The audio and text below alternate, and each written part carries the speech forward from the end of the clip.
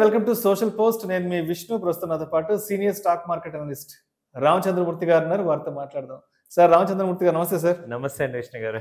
రామచంద్రమూర్తి గారు welcome to stock market weekend review. So మార్కెట్లు సాఫీగా సాగిపోతున్నాయి అనుకున్న టైంలో ఉరుము మెరుపు లేకుండానే ఇజ్రాయెల్ ఇరాన్ కి సంబంధించిన యుద్ధ వార్తలు రావడంతో ఒక్కసారిగా మార్కెట్లలో కొంత ప్రకంపన అనేది రావడం జరిగింది. ఒక్కసారిగా మార్కెట్లలో 2 రోజుల్లో 8.35 లక్షల కోట్ల రూపాయలు హాంఫర్ట్ అవ్వడం జరిగింది. అండ్ ఒక్కసారి మనం శుక్రవారం నాడు అసలు మార్కెట్ ఎక్కడ క్లోజ్ అయిందో చూద్దాము. సెన్సెక్స్ విషయానికి వస్తే 573 పాయింట్లు నష్టపోయి 81,119 వద్ద క్లోజ్ అయింది. నిఫ్టీ విషయానికి వస్తే 170 పాయింట్లు నష్టపోయి 24,719 వద్ద క్లోజ్ అయింది. సో ఏంటి, ఎప్పటి వరకు ఇజ్రాయెల్ ఇరాన్ యుద్ధ భయాలు మార్కెట్ నడిపించే అవకాశం ఉందంటారు? మేజర్గా అండి మీరు అన్నట్టు ఇప్పటిదాకా ఇండియా రెపో రేట్ తగ్గింది, అందరం చాలా హ్యాపీగా ఉన్నాం, ఈ ఈఎంఐలు తగ్గుతున్నాయి, మార్కెట్లో మనీ వస్తుంది, ఇండియా ఇప్పుడు 4th లార్జెస్ట్కి వెళ్ళిపోయింది. చాలా లాస్ట్ 3-4 months నుంచి మంచి పాజిటివ్ న్యూస్లు విన్నాం. ఇప్పుడు ఏంటంటే అన్ఎక్స్పెక్టెడ్గా యాక్చువల్గా ఈయన ట్రంప్ వచ్చి యుద్ధాలు తగ్గించేస్తాడు, నేను ప్రామిస్ చేశాడు, 2 రోజుల్లో నేను తగ్గించేస్తాను ప్రామిస్ చేశాడు, ఇది బాగా తగ్గుతుంది అనుకుంటే ఇప్పుడు ఏంటంటే ఇంకా వైలెంట్ అయిపోతుంది. ఎందుకంటే ఇజ్రాయెల్కి కంపల్సరీ అమెరికా బ్యాకప్ ఇస్తుంది, వాళ్ళు ఏం చేసినా వీళ్ళు కాదనలేకపోతున్నారు. సో ఇజ్రాయెల్ ఇప్పుడు ఏం చేస్తుందంటే మేజర్గా ఇక ఇంకెటువంటి ఇబ్బంది లేకుండా మొత్తం అన్నిటినీ కూడా ఎరాడికేట్ చేద్దాం అన్నట్టుగా ప్లాన్ చేస్తుంది. ఈవెన్ అంతర్జాతీయ సమాజం కంప్లీట్గా ఇజ్రాయెల్కి వార్నింగ్స్ ఇస్తున్నా కానీ వింటలేదు. సో దీంతో రీసెంట్గా ఏంటంటే ఇరాన్ వాళ్ళు అణు రియాక్టర్ని యాక్చువల్గా ప్రజాహిత ప్రయోజనాలకు వాడుకుందాం అనుకుంటే దాన్ని వీళ్ళు భయం పెట్టే రకంగా ఏదైతే ఇజ్రాయెల్ మీద అని ఒక నెగిటివ్ ఫీలింగ్స్తో వాళ్ళు స్టార్ట్ చేశారు. సో ఇరాన్లో చాలా లాస్ట్ 3 months నుంచి కూడా చాలా మందిని వాళ్ళు చంపేశారు ఇజ్రాయెల్లో, మేజర్ ఆర్మీ వీళ్ళందరినీ కూడా. సో ఇప్పుడు ఏంటంటే బహిరంగంగా అటాక్ జరిగింది. ఇది ఇంతకుముందు దాకా ఇంటర్నల్గా జరిగిన అటాక్ ఇప్పుడు డైరెక్ట్గా చేస్తున్నారు. ఇది చాలా కాన్ఫ్లిక్ట్స్కి దారితీసే అవకాశాలు కూడా కనపడుతున్నాయి. ఎందుకంటే ఇజ్రాయెల్ కూడా ఇప్పుడు ఇరాన్ కూడా ఇప్పుడు రివర్స్ అటాక్ చేసింది. దాని ఇంపాక్ట్ వాళ్ళిద్దరేమో కానీ ఇప్పుడు ఆయిల్ రేట్ పెరిగిపోయింది. 64 barrels ఉన్న ఆయిల్, డాలర్స్ ఉన్న ఆయిల్ ఇవాళ 74కి వచ్చేసింది. దాదాపు 10 పాయింట్లు నిన్న ఒక్కరోజు పెరిగిపోయింది. సో ఇదంతా కూడా అసలే ఇండియన్ ఎకానమీ మీద ఆయిల్ పెరిగిందంటే చాలా ఎఫెక్ట్ అవుతుంది. ఇండియా కానీ చాలా మలేషియా కానీ ఇలాంటి కంట్రీస్ మేజర్ ఇంపోర్ట్స్ ఆయిల్ మీద ఉన్నాయి. ఎకానమీ చాలా ఎఫెక్ట్ అయిపోద్ది ఆయిల్ కనుక క్రూడ్ ఆయిల్ పెరుగుతుంటే.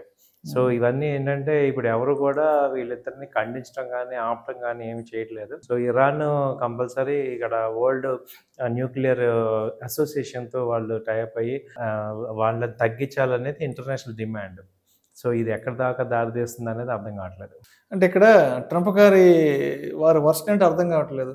సరే మొన్న ఇండియా పాకిస్తాన్ విషయం అప్పుడు వచ్చాడు, అందరినీ శాంతపరిచాడు, లేదు యుద్ధాలు జరగకూడదు, యుద్ధాలు జరిగితే అంత నష్టపోతాం అన్నారు. మళ్ళీ బయట జరిగే యుద్ధాలన్నిటికీ మళ్ళీ వాళ్ళే బ్యాక్ అండ్ సపోర్ట్ అంటున్నారు. అంటే యాక్చువల్గా ఏంటంటే సార్ ఇజ్రాయెల్ అమెరికాకి బ్యాకప్ ఎప్పుడు. సో కాబట్టి ఇజ్రాయెల్కి కంపల్సరీ అమెరికా సపోర్ట్ చేయాల్సి వస్తుంది. అంటే మీరు ఎప్పుడైనా చూసినా అమెరికాలో బాగా రిచెస్ట్ పీపుల్ అంతా యూదులు అనమాట. సో వాళ్ళంతా ఇజ్రాయెలీ పీపుల్. సో వాళ్ళు ఎక్కువగా కంట్రోల్ ఉంది యుఎస్లో. దాంతో గవర్నమెంట్ కూడా యుఎస్ని ఇజ్రాయెల్ని కంట్రోల్ చేయాలి. ఇది ఓపెన్ సీక్రెట్ అందరికీ. అయితే ఇజ్రాయెల్ ఇక వాళ్ళ కంట్రీ ఎగ్జిస్టెన్స్ కోసం మేము యుద్ధం చేస్తున్నాం అంటున్నారు, కానీ ఇప్పుడు నెక్స్ట్ లెవెల్కి వెళ్ళిపోతుంది యుద్ధం. సో తొందరగా అంతర్జాతీయ సమాజం వచ్చి వీళ్ళందరినీ ఆపకపోతే అసలు థర్డ్ వరల్డ్ వార్ వచ్చే ఛాన్సెస్ కూడా కనపడుతుంది. ఎందుకంటే ఓ పక్క రష్యా ఉక్రెయిన్ అది కంటిన్యూ అవుతూనే ఉంది, ఇప్పుడేమో ఈ ఇజ్రాయెల్ పాలస్తీనా గాజా ఇవన్నీ అవుతుంది, దీనికి తోడు ఇరాన్. సో ఇరాన్ కూడా ఏం తక్కువ కంట్రీ కాదు. సో ఇరాన్ కూడా చాలా సైనికంగా కానీ ఇజ్రాయెల్ కన్నా ఎక్కువ మిలిటరీ ఉంది. అయితే ఇరాన్కి రష్యా సపోర్ట్ ఉంది. సో ఇప్పుడు ఇక్కడ ఏమవుతుందంటే మళ్ళీ మళ్ళీ ప్రచ్ఛన్న యుద్ధం లాగా స్టార్ట్ అయ్యి రష్యా కూడా సపోర్ట్ చేసిందంటే ఓపెన్గా మళ్ళీ థర్డ్ వరల్డ్ వార్ స్టార్ట్ అయిపోతుంది. సో అసలు చాలా దగ్గరలో ఉన్నట్టు కనపడుతుంది, ఎందుకంటే జరుగుతున్న ఈవెంట్స్ చూస్తుంటే. ఎందుకంటే 3 ఏళ్ళ నుంచి జరుగుతున్నాయి, ఎక్కడ ఆపట్లేదు, ఎవరు కూడా పాజిటివ్ రావట్లేదు. మరి ఐక్యరాజ్య సమితి ఏం చేస్తుందో, వాళ్ళు ఏం చేస్తున్నారో అర్థం కావట్లేదు. సో ఈ మొన్నటిదాకా ఈయన ట్రంప్ వచ్చి ఈ యొక్క టారిఫ్లని భయపెట్టేశాడు వాళ్ళని. మొత్తం వరల్డ్ ఎకానమీ అంతా అతలాకుతలం అయిపోయింది. ఇలాంటి సిచ్యుయేషన్లో చాలా చాలా ఎఫెక్ట్స్ ఎప్పుడు ఏం జరుగుతుందో అర్థం కాకుండా ఉంది. ఏది స్టాక్ మార్కెట్ అవ్వచ్చు, లేదంటే ఎకానమిక్ పీపుల్ అవ్వచ్చు, తర్వాత jobs, economies of the countries అంతా కూడా ఎఫెక్ట్ అయ్యే ఛాన్సెస్ ఉన్నాయి. సో ఇప్పుడు మరి ఇరాన్ ఇజ్రాయెల్ ఈ యుద్ధం వల్ల మన ఇండియన్ స్టాక్ మార్కెట్లో అంటే ఎక్కువగా లాస్ అయ్యే స్టాక్స్ ఏంటి, అండ్ దీన్ని మైలేజ్ గా తీసుకుని ముందుకెళ్లే స్టాక్స్ ఏముంటాయి అంటారు? ఎక్కువ లాస్ అయ్యాయి సార్ ఆల్ క్రూడ్ రిలేటెడ్ కంపెనీలు అన్నీ కూడా effect. Oil and gas effect అవుతుంది. ట్రాన్స్పోర్ట్ ఇప్పుడు కనుక క్రూడ్ ఇంటర్నేషనల్ రేట్ పెరిగితే ఇండియాలో కూడా రేట్ పెంచారు అంటే కంపల్సరీ ట్రాన్స్పోర్ట్ అంతా ఎఫెక్ట్ అయిపోద్ది. ట్రాన్స్పోర్ట్ అయితే ఇన్ఫ్లేషన్ పెరిగిపోద్ది. సో మేజర్ ఈ సప్లై చైన్ అంతా కూడా పెరుగుతాయి అనమాట. సో ఆల్మోస్ట్ అన్ని కమోడిటీస్ పెరుగుతాయి. ఒక్క క్రూడ్ కనుక ఒక బ్యారెల్ $1 పెరిగితే ఇండియాకి 25 లక్షల కోట్లు నష్టం. సో అలాంటిది ఇప్పుడు $10 పెరిగింది అంటే ఇప్పుడు ఆటోమేటిక్గా యాక్చువల్ రేట్ వచ్చి 130, 140 దాకా కూడా వెళ్ళాలి లీటర్కి, 130 ఆ రేంజ్కి. ఇదే కనుక కంటిన్యూ అయితే. బట్ హోప్ఫుల్లీ ఇంత ఒకసారి పెరిగింది కాబట్టి ఇది ఒక ఇష్యూ బేస్డ్ కాబట్టి తగ్గే ఛాన్సెస్ ఒక 1 వీక్లో ఉన్న నెగోషియేట్లో జరిగే ఛాన్సెస్ ఉంటాయి. నిన్న కూడా రాత్రి బ్లాస్ట్లు అయినాయి. సో మండే కొంచెం సర్దుకునే ఛాన్సెస్ ఉన్నాయి. ఎందుకంటే ఈ రెండు కూడా గ్రేట్ కంట్రీస్ కాబట్టి వాళ్ళు కొంత డిస్టర్బ్ని అర్థం చేసుకొని ఇంటర్నేషనల్ సమాజం, ఎందుకంటే అందరికీ డిస్టర్బ్ అవుతుంది కాబట్టి వాళ్ళిద్దరిని శాంతింప చేసే చర్యలు జరుగుతాయి. రేపు ఆదివారం కానీ సోమవారం కానీ యుఎస్ వాళ్ళని, ఎందుకంటే యుఎస్ ఏం చేస్తుందంటే ఇరాన్ తగ్గాలని చూస్తుంది. ఇరాన్ ఏమంటుందంటే వాళ్ళు మా డిఫెన్స్ కోసం చేస్తున్నాం అంటుంది. సో ఇరాన్ కనుక ఎట్టి పరిస్థితుల్లో కూడా తగ్గాల్సి వస్తుంది.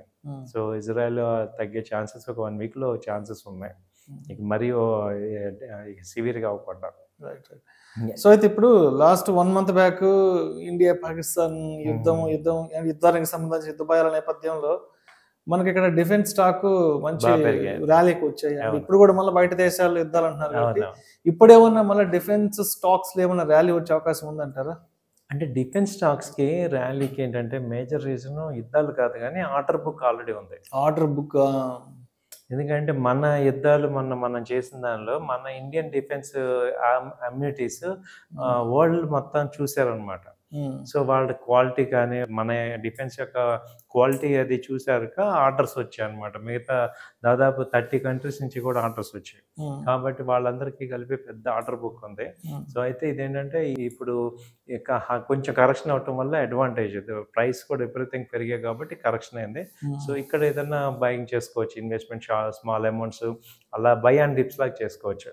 మనకు తెలిసింది ఏంటంటే ఇప్పుడు Cochin shipyard, Mazdock, HAL Indian companies తీసుకుంటే పరాగ్, ఆ తర్వాత GRES గ్రీస్, ఇవన్నీ కూడా ఇండియన్ డిఫెన్స్ కంపెనీస్.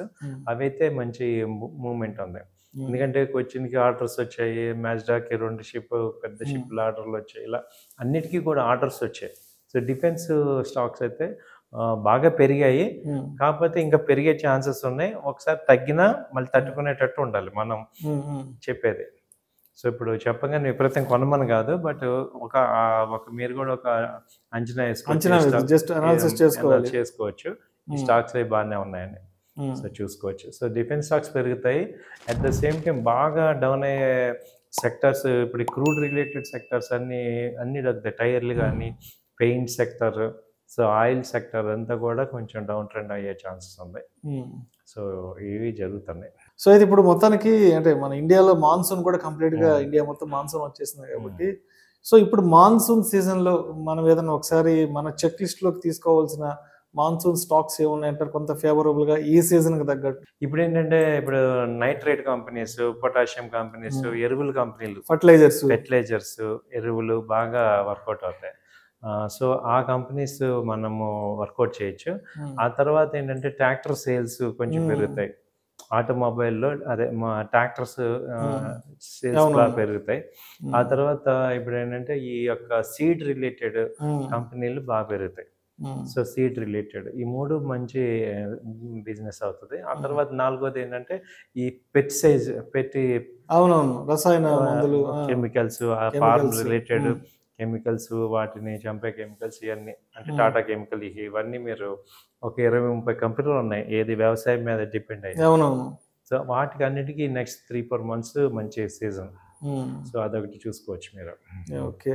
సో మొత్తానికి మండే మార్కెట్ని ఎలా ఎక్స్పెక్ట్ చేయొచ్చు అంటారు? అండ్ మండే కోసం మనం ఏంటి మార్కెట్ ఓపెనింగ్ టైంకి ఎటువంటి విషయాలను దృష్టిలో ఉంచుకొని మన మార్కెట్తో రెడీగా ఉండాలంటారు? పెద్ద ఎత్తున కనుక ఈక్విటీ ఉంటే మాత్రం పుట్ ఆప్షన్స్ కొనుక్కొని సేఫ్టీ చేసుకోండి. టెక్నికల్గా చెప్పేది ఏంటంటే ఉన్న పొజిషన్లు అమ్మకపోయినా కౌంటర్గా ముందు క్యాపిటల్ ప్రొటెక్షన్ లాగా మీరు పుట్ ఆప్షన్స్ ఈ మంత్ పుట్ ఆప్షన్స్ కొనుక్కుంటే నిఫ్టీ, సో ముందు సేఫ్టీలో ఉంటాం. సో అయితే హెచ్చు తగ్గులు అవుతుంటాయి కాబట్టి మార్కెట్లో, కాబట్టి మనం సేఫ్టీ క్యాపిటల్ ప్రొటెక్షన్కి నేను చెప్పేది అదే. తర్వాత క్వాలిటీ స్టాక్స్, బాగా క్వాలిటీ స్టాక్స్ తగ్గినప్పుడు సెలెక్ట్ చేసుకొని బై చేసుకోవచ్చు. ఎందుకంటే ఇది ఎక్కువ కాలం ఉండదు. సో ఆటోమేటిక్గా ఇండియా అయితే గ్రోత్ కంటిన్యూ అవుతాయి. మనకైతే మీరు అన్నట్టు మాన్సూన్స్ తొందరగా వచ్చాయి, అలాగే అన్నీ కూడా ఫేవర్గా ఉన్నాయి. మనకి రెపో రేట్ తగ్గింది. సో ఈ క్రూడ్ కూడా నార్మల్ అయిపోతే కనుక మళ్ళీ నార్మల్ అవుతుంది, బ్యాక్ టు నార్మల్గా వస్తుంది. సో కాబట్టి ఏంటంటే సెలెక్టివ్ స్టాక్స్ అన్నీ కూడా మంచి కొంచెం బై అండ్ డిప్స్ లాగా చేసుకోవచ్చు. Thank you sir. Thank you so much Ramachandramurthy garu. Thank you. Ramachandramurthy గారు, లాస్ట్ 2 days బ్యాక్ ఎయిర్ ఇండియాకి సంబంధించిన ఫ్లైట్ క్రాష్ అవ్వడం, ఆల్మోస్ట్ 250 మంది వరకు కూడా దుర్మరణం పాలయ్యారు. యావత్ దేశం, యావత్ ప్రపంచం మొత్తం కూడా విస్మయానికి గురైంది ఈ సంఘటనతో. అయితే ఈ ఫ్లైట్ టాటా గ్రూప్కి సంబంధించింది కావడం, అంటే ఎయిర్ ఇండియా అనేది టాటా వాళ్ళది కాబట్టి, సో ఈ సంఘటన జరిగిన తర్వాత ఒక్కసారిగా ఎయిర్ ఇండియా ప్రధానంగా ప్రపంచవ్యాప్తంగా వార్తల్లో నిలవడంతో టాటా గ్రూప్కి సంబంధించిన స్టాక్స్లో కూడా ఆల్మోస్ట్ ఒక 2% వరకు కూడా కొంత ఫాల్ అనేది చూసామంటూ కూడా మనం వార్తలు చూస్తున్నాం కాబట్టి, సో ప్రధానంగా అసలు టాటా గ్రూప్కి సంబంధించి ఏ స్టాక్స్ ఉన్నాయి, ఏ స్టాక్స్ ఎంత మేర ఫాల్ అయ్యాయి ఒకసారి డీటెయిల్గా మన ఆడియన్స్కి చెప్పగలరు? తప్పకుండా సార్. యాక్చువల్గా ఈ ఎయిర్ ఇండియా టాటా గ్రూప్ కాకుండా వేరే గ్రూప్ అయితే మాత్రం దాదాపు 20-30% ఫాల్ అయ్యేది. టాటా గ్రూప్ కాబట్టి